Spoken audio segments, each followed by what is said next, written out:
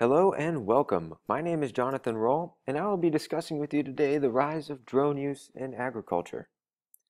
In the famous words of Alan F. Mogensen, we need to work smarter, not harder. And that's exactly what drones will allow you to do. Currently, there are 313 million people living in the US. Only 1% are farmers, like yourselves producing food for the 99% of the population that depends on it. You may be asking, how are we doing this currently? Well, frankly, it's tough. But there are three letters that are crucial to improving your performance. UAV. They stand for Unmanned Aerial Vehicle. These can be controlled by radio control, or they can be controlled autonomously, so pre-programmed into their internal CPU, and they carry out a predetermined flight path and some predetermined process, monitoring the crops or perhaps in the future spraying them, like the picture here displays. You may be wondering if it's legal. And yes, it is. Just this year, the FAA has released official rules for drone use, which will allow farmers to use them. The current restrictions include a speed limit of 100 miles per hour, an altitude limit of 500 feet, and the ability to keep it in visual range. Now, these may change in the future, and they probably will as demand goes up for these drones. So that's why it's crucial to begin the process now of converting from manual labor to drones. Now, they come in two types, quadcopters and fixed-wing airplanes.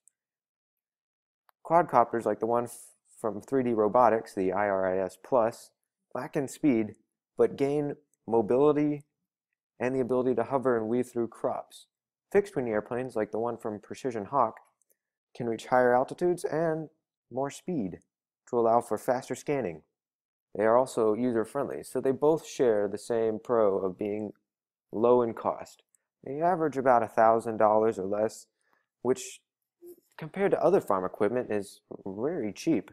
They have pre-programmed onboard CPUs that can be tailored to your farm. In-flight data assessment will do most of the hard work for you. So you don't have to worry about weather or conditions. It'll do its job no matter what. Most of these vehicles come with data processing software from the company. They may even process for free. And this will allow you to get max value out of these products and takes out most of the hard work. No more walking through the fields and inspecting the crops for the whole day. Your drone can do it while you do something else. And that's why data acquisition is so important. So there's several types of sensors that come with these drones. First one and the cheapest one is the visual sensor. It provides a quick and easy aerial view of your farm, so you could perhaps see where pesky neighbors are putting crop circles in. Or it can also help you pinpoint areas of low vegetation that you need to inspect closer on foot, so you don't have to waste your time walking through the whole field. This will allow you to allocate your time efficiently. Another type of sensor is the LiDAR sensor, or a scanning laser, that provides a 3D terrain mapping. So let's say you want to create a new plot where you can sow new seeds. This will allow you to more efficiently and effectively create this new plot so that it produces the max output possible. Another type of sensor is the multispectral sensor. The main purpose is quality surveillance. You can either monitor plant height, you can even monitor weeds that are popping up and need to be eliminated. So you don't have to spray the whole field, you can just spray that one part. You can also count plants very quickly and even determine plant health from these scans. Final type of sensor is the thermal sensor.